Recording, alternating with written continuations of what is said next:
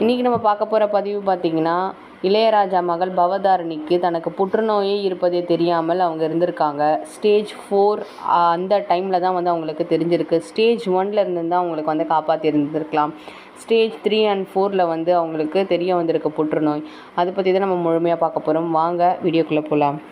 இளையராஜாவின் செல்ல மகள் பவதாரணி. அவங்களுக்கு வயது எவ்வளோன்னு பார்த்தீங்கன்னா 47. இவர் ராசையா, அலெக்சாண்டர், தேடினேன் வந்தது, அழகி, காதலுக்கு மரியாதை, ஃப்ரெண்ட்ஸ், தாமிரபரணி, உளியின் ஓசை, கோவா, மங்காத்தா, அநேகன் உள்ளிட்ட பல்வேறு படங்களில் பாடியுள்ளார்.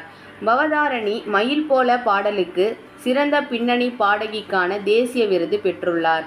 இளையராஜா, கார்த்திக் ராஜா, யுவன் சங்கர் ராஜா உள்ளிட்டோர் இசையமைப்பிலும் பவதாரணி பாடியுள்ளார்.